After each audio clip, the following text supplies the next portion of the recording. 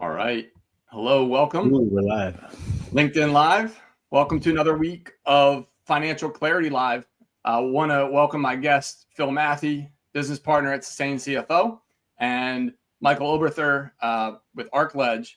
Thank you for showing up today and playing the role of the controller, which, you play that Monday through Friday. So we've got an exciting show today. We're going to be diving into finance operations, helping you out there to team up and stop the financial finger pointing. So we found way too many businesses that have their financial team fighting with each other instead of closing the books on a consistent basis. And we're going to tell you how to dive right in and take care of at least going into the new year with a new plan.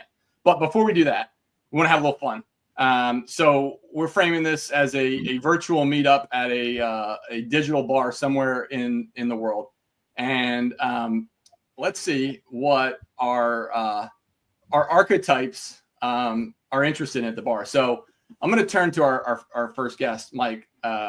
What do you order at the drink after work of a long day of doing controllership work? Yeah, this is easy. Old fashioned, as is. I don't even request a special kind of bourbon. I just want that bartender to do what they do best and make a delicious one. That's it. Okay, fantastic. And Phil, I'm buying. So what are you drinking? Oh, and I guess the best single malt Scotch whiskey you got laying around, pal. All right. I do like Mike's answer. Old fashions are always good. So Four Roses. It's holiday week. I got a payroll to run as the business owner, and I'm sweating it. So I'm gonna be soberly curious today, and I'm gonna go with I don't know, some sort of like spritzer to remind me of non-alcoholic, of course, because I'm stressing out on payroll. But all right, let's jump into a couple things just to get to know our team here. So Michael, what book could you recommend? And go ahead while you're at it and tell us something on TV that you're flipping to when you get the remote in your hand. Yeah, so I suspect that our audience is largely Gen X. I would say that you should definitely read Ready Player One. It was a terrific audiobook, a terrible movie. But if you're from the 80s at all, awesome. As far as TV goes, this season, I am really focused on absorbing as much Hallmark as I can possibly get, mixed with UFC Fight Pass, a little bit of jiu-jitsu action when I get sick of puppies and kittens being saved. That's what I'm up to. Thank you for that. That's wonderful. So I'm going to save you for last because you're the strategist in the room. But I am reading Main Street Millionaire by Cody Sanchez, talking about bringing the ownership back to our nation. And on TV, getting down to my favorite sport. I've got this is the silly season in golf. So we're going to be watching the parent-child event at PNC with Tiger and his kid, and then go and actually playing in something similar with my son at Pinehurst next week. So I'm pumped for that. Phil, bring us home on the scene. What are you reading? What are you watching? Yes, I guess when I got a preview of this question, I just thought of this because I'm getting this book for my niece. She's getting to the age where it makes sense to read The Richest Man in Babylon. That's always a good one for anyone if they've got it's for anybody to read, but if you haven't read it, but particularly for someone in that 16, 17, 20-year-old range, I think it does a great job of combining finances and a little bit of storytelling and kind of pulling it all together. I don't watch much TV, but the wind down religiously most nights is Always Sunny in Philadelphia. I need something a little completely ridiculous to offset the reality that goes on most days. There we go. Wonderful. All right, let's jump into our team. So I'm playing the role in this conversation of the business owner. Should be the strategic leader, should be the financial overseer, should be the risk manager. Many times that those three roles are left to the wayside because I'm in running the business, dealing with the day in, day out, and honestly getting stuck in the weeds. So what this conversation is about is elevating the business owner up a notch by having a strategic partner in a CFO and a control partner in a controller that allow me to receive my financials and instead of beg for them and review them in advance of strategizing on them. And so that is the business owner that we're going to be talking about today is the one in the forward-looking, futuristic version of myself that's not stressed out in this holiday season. So let's talk to Michael about the controller's domain. So, other than the boring stuff, what is your role, and how do you play it best? Yeah. Excuse me. Our role is very critical, I would say. Oftentimes it's foundational, but people come to me and they need to know what's happening in their business. Oftentimes their bookkeeper and controller aspect of their business is poorly organized. There's no structure, there's no timing, there's no reporting that's actually helping them make decisions. And from a basic perspective, that's our goal.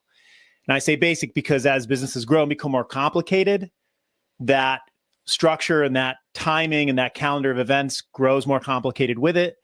But that's the role of the controller, is to observe the business, be at least in on the strategic conversation, and adjust that system to aggregate the data that business leaders need so they don't need to be stressed out about what's happening in their business. Beautiful. And we went with Michael first because if he doesn't do his job, if we don't have that role in place, then the CFO's position is almost useless, but not well played. So Phil, talk to us about the CFO's strategic role when you have great controllership and bookkeeping in place. Yeah, so I think one of the key objectives is, as Michael alluded to, getting the basic blocking and tackling efficiently done accurately so that we have as much time to make strategic decisions and then implement them, right? So it's I think a function of however fast that can happen in an accurate way just enables more runway for us on the strategic side to analyze that information and then make decisions based on what it's telling us. And that's really what the name of the game is to compare what's happening to what we thought was going to happen, and then using that real-time data to inform our assumptions going forward around what does that information need to inform our assumptions from a forecasting and a strategic perspective, right? It all kind of goes hand in hand. If you're doing it right, you get this real-time view of what's happened versus what we thought was going to happen, then how does that change what we thought was going to happen last time we talked about this. Excellent. And I see, Michael, you're nodding your head, and we've seen this is our view of it, somewhat simplistic, but every one of these roles is played, right? Whether it's played by the same person spinning their hat around or not played at all, and therefore there's a giant gap in the process, it is played. So I guess, Michael, as you think about these roles and you're the foundation that this pyramid is built off of, what do you see most common is the confusion that people have about where the controller line is and where the bookkeeper line is? How do you differentiate that in a simple way? Yeah, I always think of it in terms of what direction I'm looking in. Bookkeepers are historians, right? They're going to tell you what happened. This happened last week, last month, last quarter, whatever. Everything that is a forward-looking concern, which could be as simple as, are we going to make payroll next week? What bills are coming up, right? That's at the beginning of the controller seat going forward. So that's where I draw the line is, are we looking backward? Or are we looking forward? Okay, awesome. Well, it's the 18th of the month.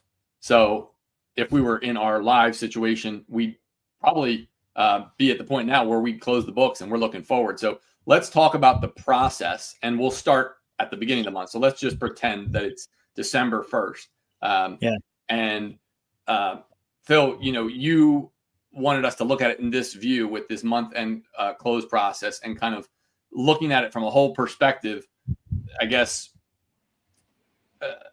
like, how do you turn the controller's reconciled data into actionable insights for the business owner?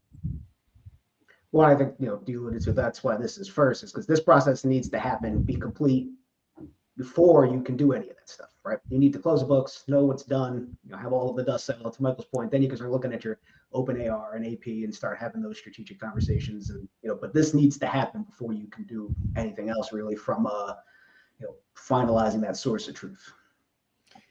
And, obviously there's a lot of like chronological steps, we can get into that in a later session, but, Michael, what is the one that you're seeing maybe gets skipped or overlooked most often when folks do it themselves? Don't bring in professionals like yourself and your team. They focus mainly on billing their clients and collecting money, right? Which is fine. That's very, very important. what we often find when we come in and we're the first bookkeeper or we're the first real bookkeeper that they've had, they're neglecting reconciliation. They're neglecting transactions that they're not sure what to deal with. So you go into their general ledger and there's just transactions for the last few years that just have not been managed. So for us, it is almost always the case that there's cleanup that needs to happen, which is fine because it's an excellent opportunity, right? The reports that Phil is going to use to help guide strategic decisions really are fueled from the design of the chart of accounts, right? So sometimes we're coming in, we're just looking at the core basics, talking to that business owner and saying, hey, does this chart represent you? Or is it the QuickBooks default chart, which is not always the best? I'm going to add one thing here because we're talking about a situation where the business owner is bringing in like real accounting leadership. And in a case where there's a bookkeeper, controller, and a CFO, there really needs to be a meeting of the minds. And we as bookkeeper controller, we're serving the business owner's ultimate goal, but we are also working very directly with the CFO's vision of strategy and the data that that person sees being critical for their work. So we're designing the system around the leadership that CFO is providing. So that's a little beyond the question you asked, but that meeting of the minds is an area we see missed constantly. You nailed the big picture. And if you don't start with the big picture, you'll probably get it wrong when you start taking the little steps that move this forward, and the owner review being the end of it, but also the point of it, right? It's to inform, and in order for that owner, in this case, myself, to make decisions that are based on information, not hunches, and not off of fear. So, okay, now we're back at the beginning of the month. As we look at right out of the gates, if a process is set up right, what happens on the first, second business day of the month? Looking at you, Michael. Oh, sorry. In the beginning of the month, we're dealing with two things. It's a new month and we're closing out the previous period. So which do you want me to comment on? Well, I guess how do you juggle those? Like what does that look like? Frame it out however you like. Very well. So from our perspective at ArcLedge, our goal is to build a calendar of events, right? Some businesses are very, very simple. We have a single phone call. We do a trial close without them. We get on the call. We go through some miscellaneous transactions, and we're off and running. Many of our clients are very complicated. So we have everything calendared out, right? When are we doing bill pay? When is payroll happening? Are we meeting with the bank? When are investors concerned about reports? What about a board of directors? Maybe you have a factor involved, or yes, you have a CFO and they're expecting certain things. So we have a calendar of events where we're able to batch our work and kind of plan our work and be very efficient so that we can easily juggle the close process. And we've, at this point at the first of the month, we are probably having that close call with our clients where we've done the trial close and we're going over miscellaneous transactions, closing out the book so that we can wrap everything up for the month. And then we're in that same call looking at hot topics coming up. Hey, payroll's going next Wednesday. How are we looking at whatever those questions are that are going to make all of that happen? We're preparing for those next big events. That's what we're doing on day one. All right. And how about Phil, from the CFO's perspective? What does the beginning of the month look like? What should a CFO role be doing in that first 10 days out of the gates? Yeah. So, picking up on what Michael was saying is, we're also very focused on, how the dust is going to settle relative to what our expectations were. And I say this to clients all the time. It's a lot easier to point out things that don't look right if you know what your expectation is for what they should be looking like. So what we're doing during the beginning of the month is, monitoring this process from our lens, kind of comparing what's happening real time to what we were expecting to happen in the various stages, right? A lot of times you'll close revenue, then you'll close your gross margin, and start working on various areas of OpEx. So we're, to Michael's point, kind of monitoring this kind of process, knowing when things are happening, and then providing our perspective, another lens, another set of eyes to maintain accuracy and bring a little bit of a different perspective, and kind of ask a little bit of different questions, make sure that we really understand what's going on from a retrospective perspective, right? Kind of where are our blind spots and trying to figure out where those are. Absolutely. And I think it's a busy period of the month, both kind of the beginning, the middle, and to an extent the end, depending on how complex the process is. But the business owner doesn't take a day off in their head. And this is a great time of the month to having just got the close from last month, maybe in the past 10 days, reviewed the key metrics, to go ahead and make some small adjustments, incremental experiments on how to keep the metrics going in the right direction.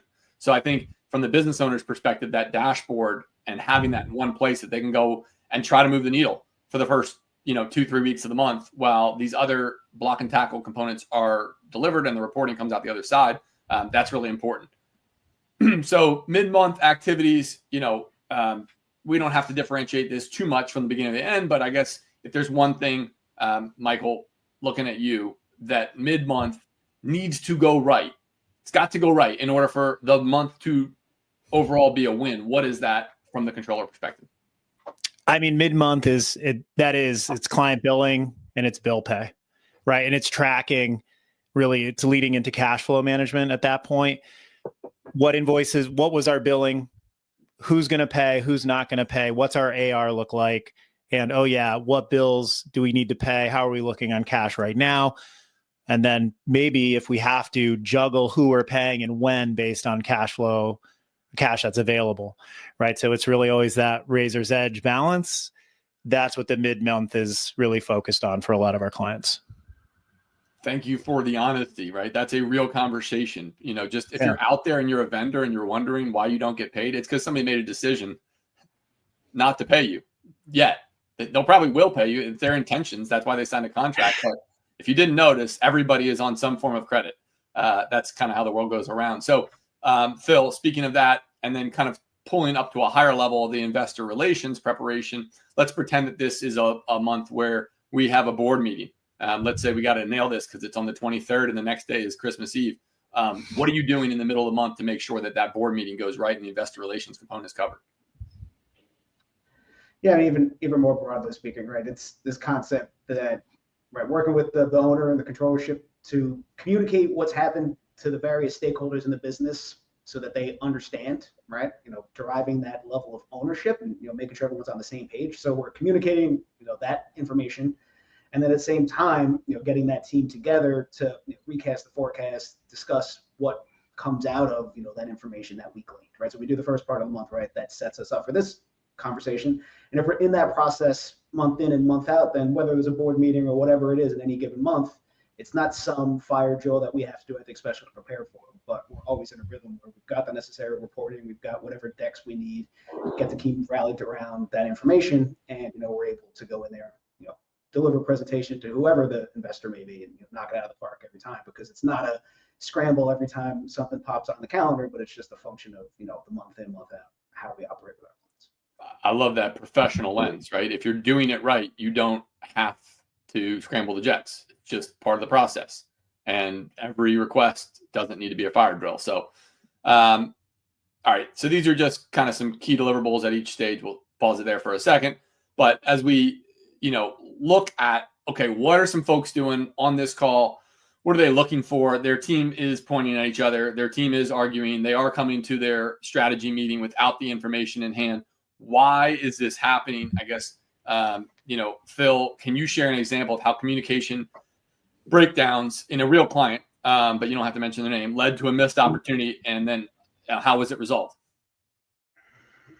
Yeah, I think communication is the name of the game here, right? And if it's just the three of us being the only ones who ever talk about the finances as the business owner and controller of the CFO, we're not doing our job in the sense that unless we're the only three in the company, right? It's that lack of understanding around who's responsible for certain budgets, right? If they don't know where they're at any given point in time and they're making decisions, we don't sit here and talk about that with the owner of that decision making. Then the year goes by and that's how the hell did you spend twice as much as we thought you were going to? It's like, well, nobody ever told me what I was supposed to spend. So we see that type of stuff all the time where the data exists and it lives somewhere, but it's oftentimes stuck in the key decision makers' heads, but not necessarily disseminated around and down to their direct reports, right? And I think that's where we like to engage with our clients at that level where they can't wear all the hats and they need to have someone who can help them monitor, but not be the ultimate decision maker every single time and be the ultimate point of failure, which is just never going to work. So Phil, you mentioned something really great, which is that a lot of times people, especially the business owners, I've played this role myself, I've experienced it myself. where I realize, usually it's late at night, that there is something that I think I've communicated because I've thought about it so many times in my own head, but I've actually never articulated it to my team. And so that's a data silo. But I'm looking at you, Michael. How do you combat actual data silos, and within organizations to ensure a smoother financial operation? It starts day one during our kickoff call. A lot of our relationships with our clients are collaborative, right? Which means not that we're working directly with the business owner. That's fairly standard for us. What I mean is that that business has someone in their business or multiple people in that business that play an accounting role. So it could be someone in project management, it could be someone in sales, it could be an admin or office manager. Somebody has data that we need. They have their own process that they're following. So in our kickoff calls and our early stage relationship, it is defining very clearly the work split between ArcLedge, the owner, the CFO, the people in the business that are responsible for any accounting related actions that may lead to bill pay, client billing, payroll, what have you. So we're defining that day one. Once it's defined, we're actually building that into our calendar of events. So if we know, we'll just go back to payroll, or if we know payroll goes out every other Wednesday, cool. Who collects those hours? Oh, it's the office manager. That's fantastic. So we have a relationship with that office manager that says, hey, we need the hours for the previous week by Monday afternoon so we can get those to the payroll company so it can be drafted on Wednesday morning. And we're taking responsibility for connecting with that person. And it may not be smooth right away, but over the course of even just a couple weeks, that person in the business gets very used to delivering that data, and you start to see a process form and it becomes very smooth, actually very quickly. They just need someone from the outside to look at it and be like, hey, here's the best way to get it done. That's how we do it.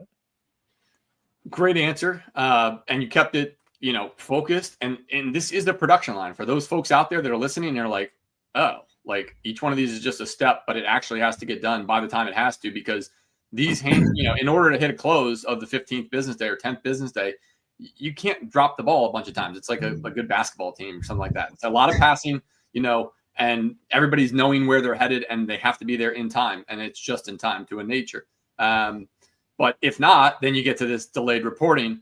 I guess, Phil, we're going to flip it around. If that was what a really great process looks like, don't fear monger me, please. But what is what's it going to cost the owners out there that are listening? They're thinking, I probably don't need this yet. I'm only doing 2 to 5 million. My investors aren't knocking down the door for reports. What's it going to cost me if I don't do this in 2025? I thought you were going to ask the other question. What does it cost to get all this stuff cleaned up in a situation when it doesn't look like that one depends. That one depends. That's always a touchy question to answer. But I think it's the way I like to frame it is that if you're not doing this right, you're flying blind in a lot of different ways. And if you're not in a good process and everything just feels like this constant fluid thing, like you're not going to feel good about where you are at any given time, right? You're going to be constantly looking in the rearview mirror when what you should really be doing is making decisions about what's coming out of the windshield, right? So we use that analogy all the time, but that's the equivalency of driving the car, looking in the rearview mirror with running your business without knowing where those key metrics stand, right? Okay. I think what Michael was pointing into earlier is, this is a process, right? It's like, the best in class across any industry, right? It's like, nobody's making this up from scratch. There's certain things that need to happen. We talk about reconciliations and discipline around transactions and AP and AR, and there's a ubiquitous nature to this. So it's while there's always going to be the corner cases and, building the process. And I came from a world where, these big mega corporations, so the processes were always very much there. And it was just kind of plugging into them where, as Michael alluded to, with a lot of our clients, it's developing these habits and develop muscles that never existed and trying to strengthen them so that things can happen on a regular basis. And the books get closed, and all of a sudden you're feeling like you're living in this world where there's some level of accuracy in what you're doing and your record keeping, where if you're not closing the books on time, and if there is, you don't even know what that term means.